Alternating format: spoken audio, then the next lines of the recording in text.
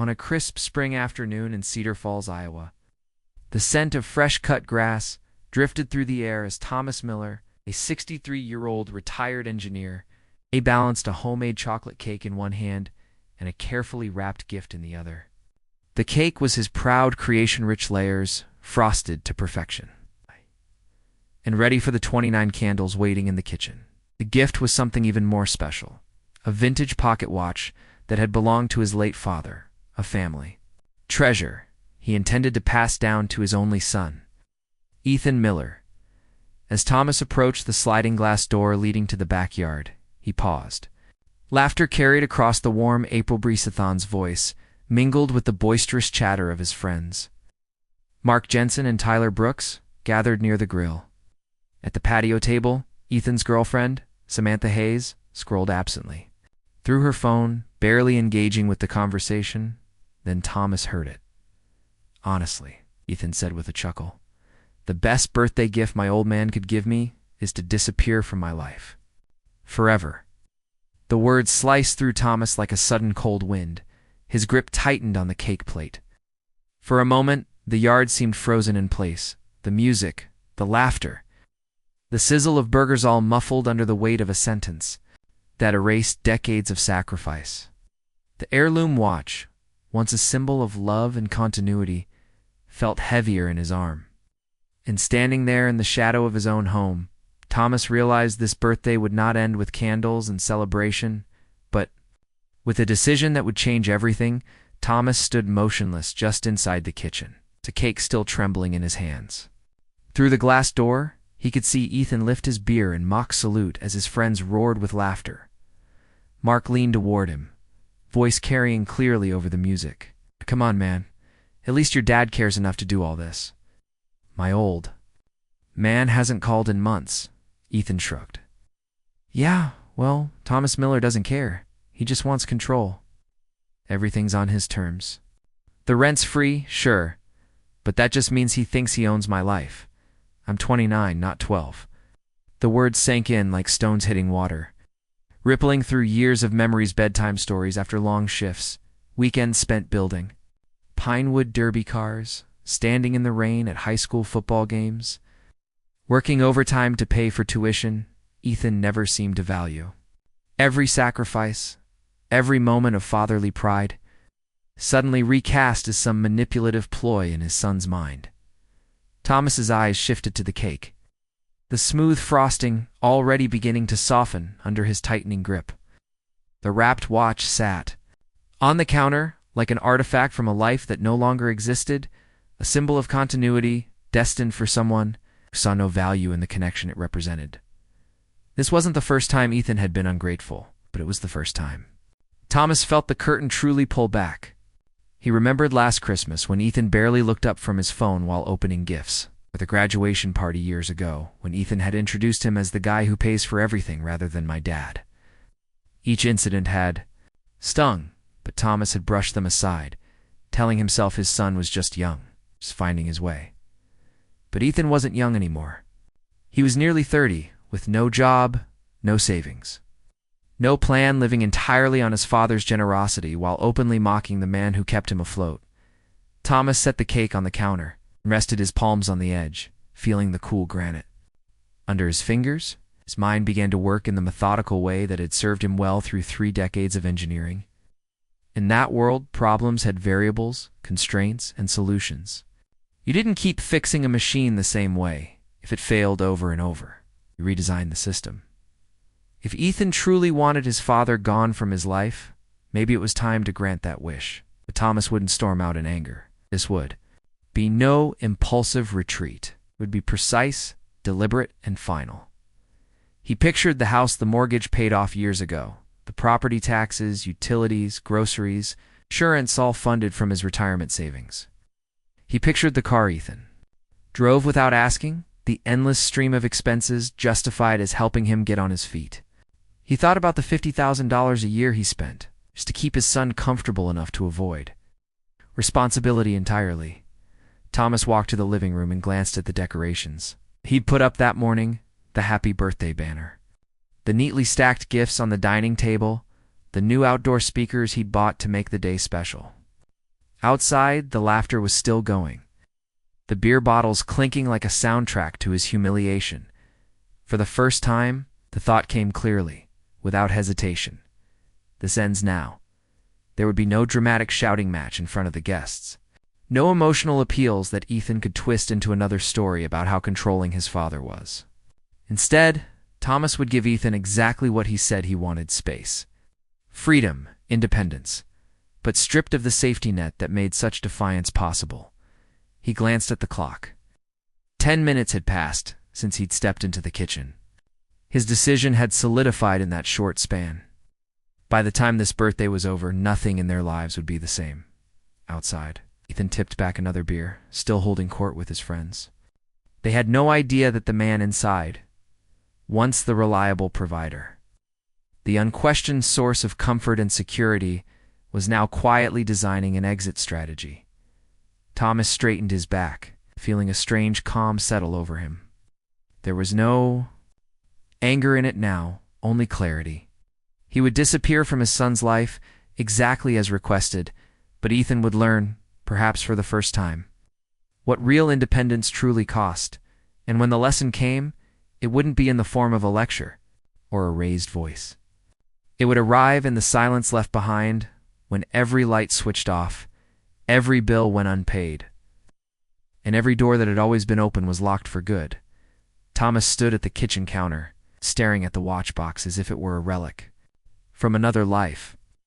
Through the sliding door, he saw Ethan, laughing, head thrown back, shoulders loose, as though his cruel remark had never been spoken. The same patio where Thomas had grilled burgers for Ethan's Little League team was now the stage for his own humiliation. The anger he felt wasn't the hot, impulsive kind that flares up and fades. This was colder, sharper precision tool rather than a blunt weapon. Years of engineering had taught Thomas that when a system fails repeatedly, you don't keep patching it. You replace the faulty component. In this case, the component was the arrangement that let Ethan live as if adulthood were optional. His mind flicked through the years like a slide projector. The time Ethan had convinced him to co-sign for a car, only to complain it wasn't flashy enough. The Christmas dinner where Ethan had brought friends who laughed about how strict Thomas was, right there at his own table.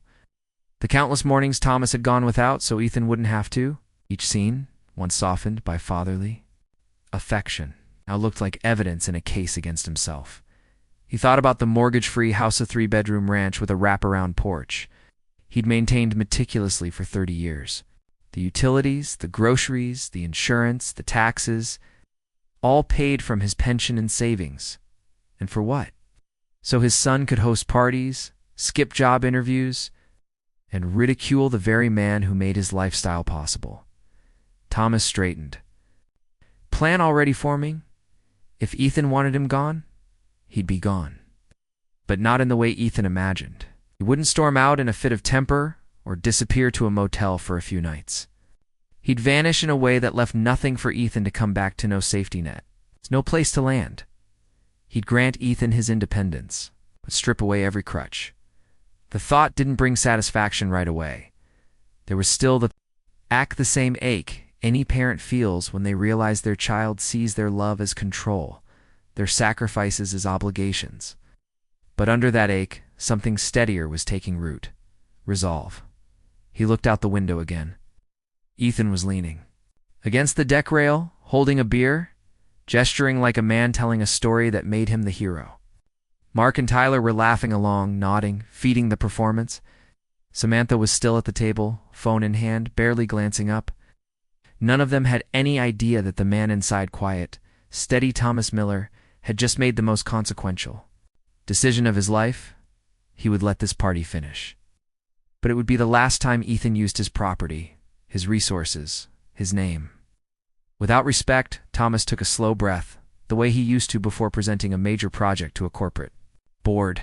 The emotional part of the decision had been made. Now it was time to approach it like a business problem. Identify the goal, map the steps, control the variables, and execute. Step 1 would come sooner than Ethan expected. The party would end not when Ethan said it was over, but when Thomas did, oh death. Step 2 would unfold while Ethan was indisposed.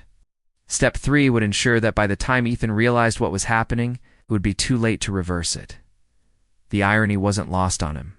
For years, Ethan had accused him of being controlling, of making everything his way or no way. And now, in the quiet of his own kitchen, Thomas was preparing to make one final decision exactly that way, his way, and no way else. The watch still sat on the counter, its polished case catching the overhead light. It had passed from grandfather to son as a symbol of legacy. Now Thomas realized the legacy wasn't the object, it was the lesson. And this time, the lesson wouldn't be delivered in words, it would be delivered in absence. Thomas stayed in the kitchen for several minutes. Watching the scene outside through the glass door, Ethan was still holding court, leaning casually against the grill, surrounded by Mark and Tyler. His laughter rang out easy and unguarded, as if the earlier remark about wanting his father gone had been nothing more than a harmless joke. But to Thomas, it was a truth spoken in the comfort of his son's pirzà. Truth that had been simmering under the surface for years. Something shifted inside him, he thought. He opened the sliding door and stepped outside.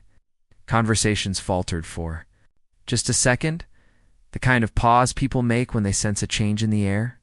The smell of grilled burgers and the faint thump of bass from the new outdoor speakers filled the silence. "Ethan," Thomas said, his voice steady but carrying weight, "I need a word. Privately." Ethan turned, beer in hand, wearing that same half-smirk he'd worn when caught using Thomas's credit card without permission. "Whatever you heard, Dad, it's true," he said, loud enough for everyone to hear. "We're always interfering. Everyone here knows it." A low chuckle rippled through the group. Samantha glanced up from her phone, smirking. Mark took a swig of beer, clearly enjoying the spectacle. Thomas felt the sting, but he didn't raise his voice. "How can you say that after everything I've done for you?" "Nobody asked you to," Ethan shot back, his tone dripping with arrogance. "You chose to support me. I don't know you for that." Tyler laughed. "He's got a point, Mr. Miller. Parents choose to have kids." The words hit like a slap, but Thomas didn't flinch. He glanced at the guests standing on his deck, drinking his beer, eating his food all, while siding with the man who had never paid for any of it. "You've lived here rent-free for years," Thomas said evenly. "I've paid every bill, stocked every fridge, maintained every inch of this house. And you're telling me you'd be better off if I disappeared?" Ethan shrugged, a mocking smile playing at his lips. "Yeah, maybe then I could breathe without you hovering over me. When you're gone, I'll miss the free rent for about 5 minutes. Then I'll figure something out." Samantha laughed from the patio table as if Ethan had just told the punchline. To a good joke, the sound hollowed Thomas out in a way he couldn't explain. He'd given this young man nearly 3 decades of his life. And here he was, turning his father's devotion into a party trick for his friends. "All right," Thomas said quietly, almost to himself. "I hear you." For a moment, Ethan seemed thrown off by his father's calm, and the smirk returned, and the conversation turned back to sports scores and weekend plans. But Thomas didn't stay to listen. He walked back inside, the sliding door closing with a muted click in the privacy of the kitchen. His hands gripped the counter until his knuckles whitened. The public dismissal, the smug look in Ethan's eyes, the laughter of strangers on his. Property had cemented what had already been decided. Tonight, the dynamic would shift. This was no longer a father hoping his son would one day appreciate him. This was a man reclaiming his dignity. And the change wouldn't come in slow, cautious steps. It would come in one clean breaker. Decisive act that would strip away the illusion Ethan had built around his life. The safety net would vanish. The reality of true independence would hit harder than any lecture. Thomas could deliver. The cake sat abandoned on the counter. The watch, once a gift, was now a reminder of a legacy that needed protecting not from strangers, but from the very person it was meant for. Thomas took one last look toward the backyard, where the sound of Ethan's laughter still floated in through the glass. Then he turned away, knowing the next time he faced his son in front of a crowd, the conversation would end very differently. Thomas didn't linger in the kitchen long. The decision had been made tonight, would be the last time. Ethan and his entourage treated his home like a clubhouse. He moved with the calm precision of a man who'd given presentations to corporate boards, never rushing, never letting emotion override execution. His steps carried him straight through the living room, out the back door, across the lawn, toward the portable sound system. The chatter from the guests barely faltered as he reached for the wireless microphone resting beside the mixer. One press of the button silenced the music, and in that sudden quiet, the hiss of the grill and the clink of ice in glasses seemed unnaturally loud. "The party," Thomas said, his voice amplified and firm, "is over. I'm asking everyone to leave." "My property now?" A ripple of surprise passed through the crowd. Conversation stopped. Ethan blinked at him, then let out a short laugh, as if his father were bluffing. "Nobody's going anywhere," he called out, his tone rising with bravado. "This is my party, and you're all welcome to stay?" Mark stepped closer to Ethan's side. "Yeah, Thomas. Don't ruin the kid's birthday. We're not hurting anything." "This is my house," Thomas replied into the mic, his voice steady. "Pay every bill, and I have the legal right to decide who stays and who leaves." Tyler chuckled and shook his head. "Don't be dramatic, Mr. Miller." But Thomas wasn't dramatizing. "You have 5 minutes to leave voluntarily," he said, setting the microphone down. "After that, the police will escort you off as trespassers that got their attention." A few guests shifted uncomfortably. Samantha finally looked up from her phone, her smile faint but mocking. Ethan, however, doubled down. "You wouldn't call the cops on your own son's birthday. Watch me," Thomas said. And then he turned his back on them, walked into the kitchen, and picked up the phone. When the 911 dispatcher answered, his voice was calm. He explained the situation, gave his address, and within minutes, the faint wail of sirens floated in from the street. Red and blue lights swept across the yard as 2 uniformed officers stepped through the side gate. Their presence shifted the entire mood. Laughter died instantly. Conversations fell into whispers. One officer, a tall man with a steady gaze, approached Thomas. "Sir, you called?" "Yes," Thomas replied, producing his driver's license and property tax statement from a folder he'd retrieved while waiting. "This is my home. I've asked these individuals to leave. They've refused," second officer addressed. "The property owner has requested that everyone leave. If you remain, you are trespassing." Most guests needed no further convincing. A handful began gathering their jackets and drinks, heading toward the gate. But Ethan stayed, put arms folded, his friends forming a little wall around him. "This is ridiculous," Ethan said, glaring at the officers. "I live here too." "You live here," Thomas corrected, "because I've allowed it. That permission is now withdrawn." The tall officer's voice hardened. "Sir, you need to leave, or you will be arrested. Not going anywhere." Ethan shot back, defiance lacing every word.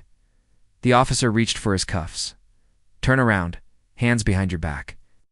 Ethan's face flickered arrogance, giving way to disbelief. Then a flicker of fear, but he complied. The metallic click of the cuffs, closing around his wrists, echoed over the silent yard. Samantha gasped. Mark and Tyler stared at the ground. The officers guided Ethan toward the side gate, reading him his charges. Criminal trespassing and failure. To comply with a lawful order, Thomas stood at the edge of the deck, watching without flinching. This wasn't vengeance, it was a boundary, enforced at last. As the patrol car pulled away, carrying his son to the county jail, Thomas felt a strange stillness settle over him. The deck was littered with empty cups, paper plates, and half-eaten food. But for the first time in years, the space was truly his again. And tonight, he knew, was just the beginning. The patrol car's taillights faded down the street, leaving Thomas alone in the quiet aftermath. The yard was still littered with empty beer bottles and paper plates. But the tension that had hung in the air for years had evaporated with the sound of the closing gate. Inside, the house felt different, lighter somehow. No music thumping through the walls, no voices bleeding through the vents, just the hum of the refrigerator and the steady rhythm of Thomas's own breathing. He poured himself a cup of coffee, sat at the kitchen table, and opened the notebook he used for everything from grocery lists to retirement planning. At the top of the page, he wrote one word in bold capital letters: exit. Ethan had just begun a 14-day stay in the Polk County Jail, sentence for criminal trespassing and failure to comply with a lawful order. It wasn't a long sentence, but it was enough a window Thomas had no intention of wasting. He began with numbers. Years of engineering had taught him that numbers don't lie. He listed every cost of Ethan's independence over the past 5 years. Rent equivalent in the neighborhood, $2,300 per month. Utilities, $320 per month. Groceries, roughly $400 per month. Insurance, taxes, maintenance, $650 per month. It totaled just under $50,000 a year. Salary's worth of support for a grown man who hadn't held a steady job since his early 20s. Thomas leaned back, letting the figure sink in. In corporate terms, this was a failing investment. In personal terms, it was decades of sacrifice repaid with contempt. He flipped to a clean page and drew a simple 3-step plan. Step 1. Sell the house. The mortgage was paid off years ago, and the property value had skyrocketed. A quick online search showed similar homes in Cedar Falls listed between $480,000 and $510,000. In this market, this well-kept ranch could bring a cash offer. Step 2. Relocate. He didn't know exactly where yet, maybe the Oregon coast, maybe the mountains of Colorado, but he knew it would be far from Iowa, far from Ethan's orbit. Step 3. Leave no trail. No forwarding address. No new phone number. No way for Ethan to show up at his door with another crisis to solve. The plan was simple, efficient, and irreversible. Thomas set the notebook aside and moved to the living room. The happy birthday banner still hung above the mantel. The irony made him smirk. There was nothing happy about this birthday for Ethan, and there would be even less joy in the next one. He began tidying the party debris, bagging up trash and stacking chairs. Each clink of an empty bottle into the garbage felt like another piece of Ethan's hold over the house breaking away. By midnight, the yard was spotless, the furniture back in place, the lights dimmed.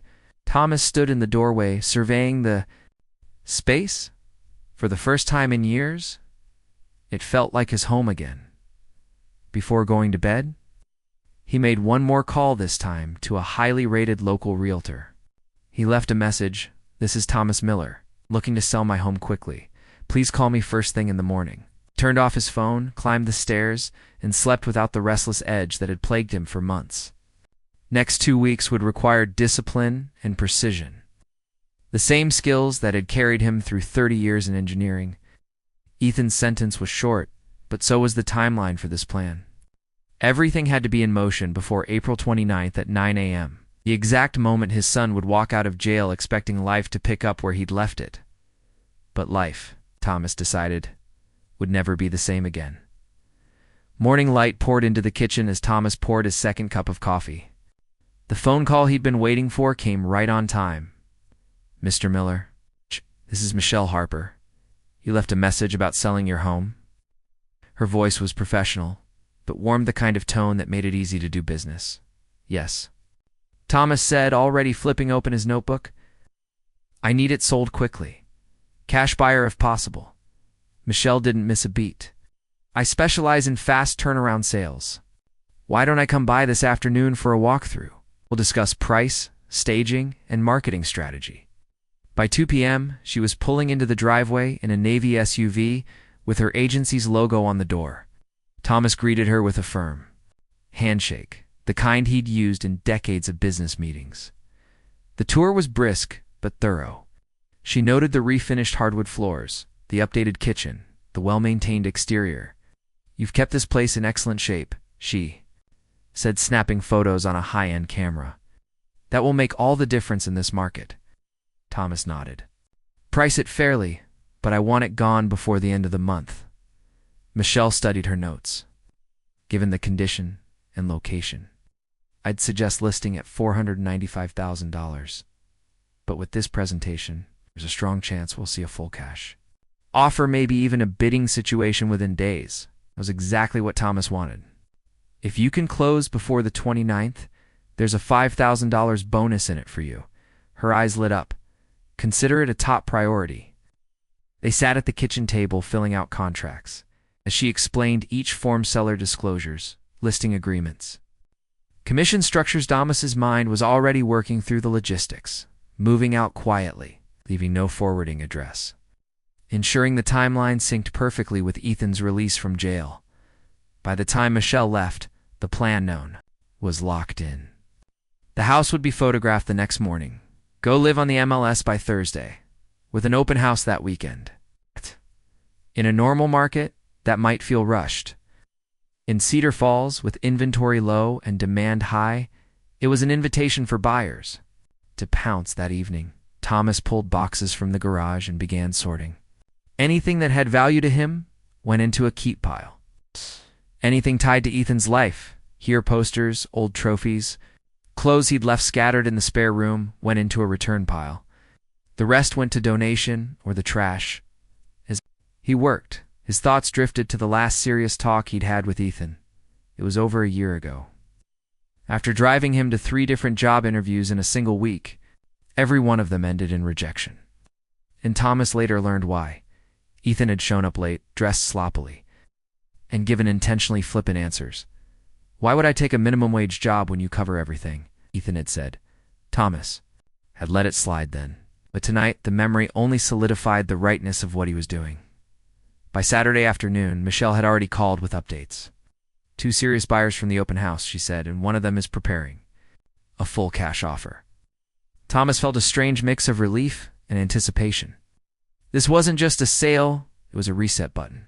When Ethan walked out of Polk County Jail, expecting the same old arrangement, he'd find nothing familiar waiting for him. And this time, Thomas wouldn't be there to pick up the pieces. The deal closed at 9:30 a.m. on April 29th, exactly 30 minutes after Ethan was scheduled to walk out of Polk County Jail. Thomas had timed it down to the minute.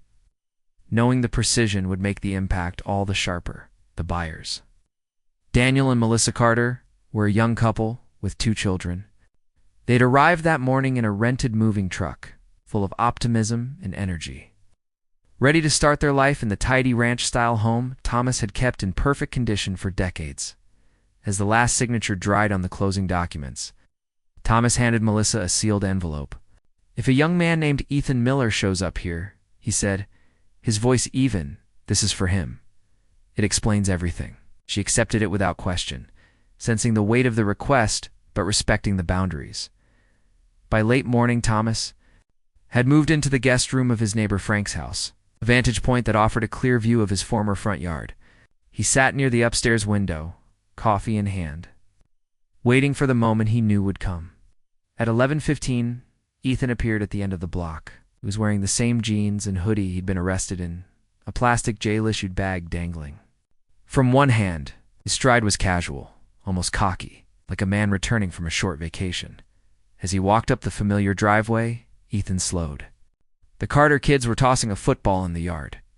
Daniel was unloading boxes from the truck. The sight stopped him cold. "Hey," Ethan called out, his voice carrying that same entitled tone Thomas knew all too well. "What are you doing? In my house?" Daniel straightened, his expression polite but firm. "Your house? We bought this place last week." "That's impossible," Ethan said, his voice rising. "I live here. This is my family's home." Melissa appeared in the doorway, the sealed envelope in hand. "Are you Ethan Miller?"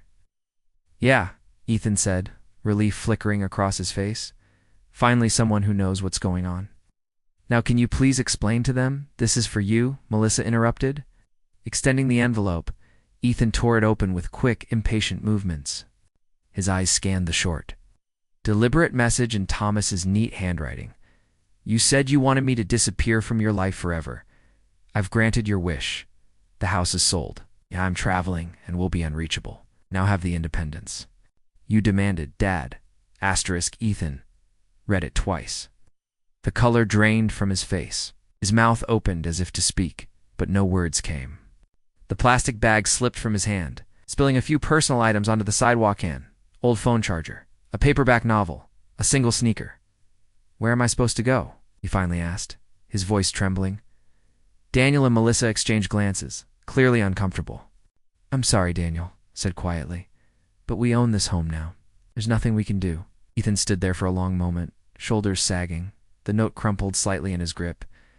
Then he turned and began walking back down the driveway, slower this time, as if each step weighed more than the last. From Frank's window, Thomas watched his son disappear around the corner.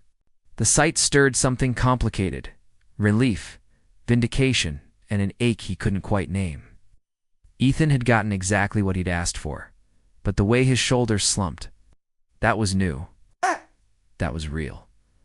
Still, Thomas didn't move. He'd made his choice. This was the moment when choices bore their consequences. Thomas stayed at Frank's upstairs window long after Ethan vanished from sight.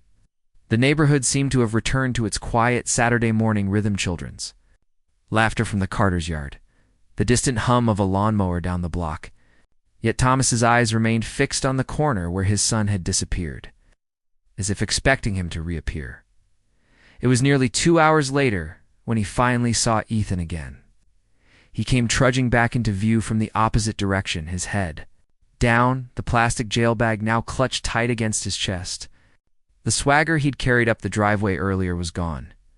Ethan sank onto the curb across the street from his old house, elbows on his knees, staring at nothing in particular. From Thomas's vantage point, it was clear these weren't the fake tears Ethan had used as a teenager to get out of trouble. His shoulders hitched, and even from this distance, Thomas could tell his son was quietly sobbing. The sight should have been satisfying. After all, Ethan had mocked him in front of friends, wished him gone from his life, and lived for years as if the roof over his head came from nowhere. This was the justice Thomas had planned: swift, clean, and irreversible. And yet, watching a grown man cry alone on a curb, especially his son, didn't feel like victory. It felt like an autopsy of everything that had gone wrong between them. Frank stepped quietly into the room, holding 2 mugs of coffee. I take it that's him? He asked. Thomas nodded without looking away. Yeah, rough day, Frank said softly. You could say that, Thomas replied. His voice was calm, but inside his thoughts churned. He remembered Ethan at 5 years old, grinning as he pedaled his first bike down this same street. At 12, tossing a baseball in the front yard until the summer sun dipped below the trees. At 18, loading up his car for college, full of promise neither of them knew would evaporate so quickly. Down on the curb, Ethan pulled the note from his pocket and read it again. He folded it carefully, as though half hoping that handling it gently would change the words. Then he just sat there, hunched over, the new owner's voices and laughter drifting from the porch behind him like an alien language. For a fleeting moment, Thomas considered walking across the street. He could imagine the conversation: no yelling, no accusations, just a simple offer to help him get his bearings. But that wasn't the plan. The plan had been 2 weeks in the making. Every step depended on Thomas staying out of reach. Ethan eventually stood, brushing the dust from his jeans, and began the slow walk toward the bus stop at the end of the street. Up! He was gone for good. Hours later, over dinner, Frank tried again. You sure you're all right? It's not every day you watch your own son lose his home. Thomas took a long sip of coffee before answering. Sometimes consequences take years to arrive, but they do arrive. And when they do, you have to let them do their work. That night, as he lay in Frank's guest room, Thomas felt the same mix of relief and regret swirl inside him. He didn't doubt the decision. Could not after years of being taken for granted, but the image of Ethan on that curb, cradling the letter like it was the last thing tethering him to family, refused to leave his mind. Still, he knew this was the only way forward. The safety net was gone. The lesson had been delivered. Whether Ethan learned from it or not was no longer Thomas's responsibility. The next morning, Cedar Falls was bathed in golden light, the kind that makes everything look cleaner, fresher, as if the town itself had been renewed overnight. Thomas loaded his single suitcase into the trunk of his sedan. No moving van, no boxes, just the essentials for a man determined to travel light. both in luggage and in burdens. Frank stood on the porch, coffee mug in hand. Got everything you need? Thomas smiled. Everything that matters. They shook hands, a firm, silent exchange between two men who understood that some goodbyes don't need explanations. Frank didn't ask where Thomas was headed. He just nodded, the way men do when they know it's time to let a friend go. Thomas slid into the driver's seat, the leather cool against his back. He glanced once at his old house, now the Carters' home, and felt no urge to reclaim it. The memories would travel with him, but the weight of constant conflict would not. Turned the key, the engine purring to life. As he pulled away, the street looked the same as it always had, but his place in it was gone. That, he realized, was the point. The open highway stretched west toward the promise of the Oregon coast. Towns he'd never seen waited ahead along. With mornings free from the sound of arguments, nights unshadowed by disappointment. For the first time in decades, his life was entirely his own. He didn't know where Ethan was now, and he didn't plan to find out. The lesson had been delivered. Freedom comes with responsibility, and disrespect comes with consequences. Whether Ethan learned it or not was out of his hands. As the miles rolled by, Thomas felt the ache of fatherhood settle into something quieter, not regret, but acceptance. Love, he realized, isn't always about holding on. Sometimes it's about letting go so both people can finally grow. In life, there comes a moment when you must protect your own peace, even from the people you love most. Boundaries aren't walls to keep others out. They are the fences that protect the garden of your well-being. Sometimes the most loving thing you can do for someone is to let them face the world without your safety net, because only then will they discover what they're truly capable of. If this story moved you, I'd love to hear your thoughts. Share. In the comments, have you ever had to make a hard choice to protect your peace? If you found value in this, please give it a like and subscribe so you never miss another story that speaks to the heart.